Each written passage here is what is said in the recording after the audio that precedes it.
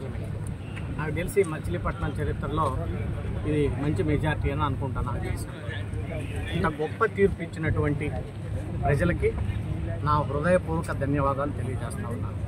అదే రకంగా నాకు బీ ఫారం ఇచ్చి ధైర్యం చెప్పి పోయి పోటీ చేయమన్నటువంటి మా పార్టీ అధ్యక్షులు పవన్ కళ్యాణ్ గారికి కూడా నేను హృదయపూర్వకంగా ఆయనకు కూడా నేను ధన్యవాదాలు తెలియజేస్తా ఉన్నాను.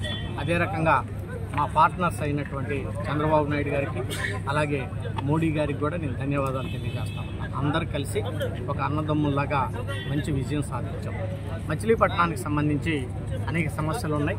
మరి డాక్టర్ భోగరాజు పట్టాభి సీతారామయ్య గారి భవనం నిర్మించడం అయితేనేవ్వండి, మెడికల్ కళాశాలని చక్కగా తీర్చిదిద్దేటువంటి విషయంలో ఏంటండి, అడిషనల్ రిక్వైర్మెంట్ విషయంలో అయితేనేవ్వండి, పోర్టుని త్వరితగతంగా పూర్తి చేసి దాన్ని మరి ఇండస్ట్రియల్ హబ్గా పక్కన తయారు చేసి అనేక మందికి స్థానికంగా ఉద్యోగాలు ఇచ్చేటువంటి విషయంలో అయితేనేవ్వండి, మరి ఈరోజు మెడికల్ కళాశాలకి మనకి 3 రంగుల జెండా ఆర్కిటెక్ట్ అయినటువంటి పింగళ వెంకయ్య గారి పేరును పెడతాను తప్పకుండా. దానికి అది నేను మొదటి నుంచి చెప్తానే ఉన్నాను.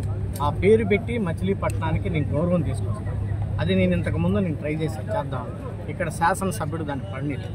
సో ఆయన దరిద్రం పోయింది కాబట్టి ఇప్పుడు డెవలప్మెంట్ యాక్టివిటీస్ విషయంలో నాకు అందరు సహకరిస్తారు కాబట్టి నేను అనుకున్నటువంటి డెవలప్మెంట్ యాక్టివిటీస్ అన్నింటిని కూడా నేను తప్పకుండా చేస్తాను.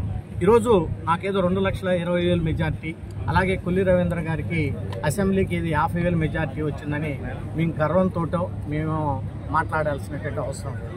కానీ ఇక్కడ శాసనసభ్యుడు చేసినటువంటి అరాచకాలకి ప్రజలు ఏం చెప్పారంటే దాన్ని మనం గెలుపు ఓటములు అనేది జనరల్గా సహజం. ప్రజలు తరిమి కొట్టారు ఇంత మెజారిటీ. దాన్ని ఎందుకు ఈ రకంగా చేశారనేది వాళ్ళని ఆత్మ పరిశీలన చేసుకోవాలి. ప్రజలకు అనుగుణంగా వాళ్ళ మనసులో ఏదైతే ఉందో అందరినీ కలుపుకొని పోయి అందరినీ మరి నేను తప్పకుండా ఈ నియోజకవర్గాన్ని డెవలప్ చేస్తాను.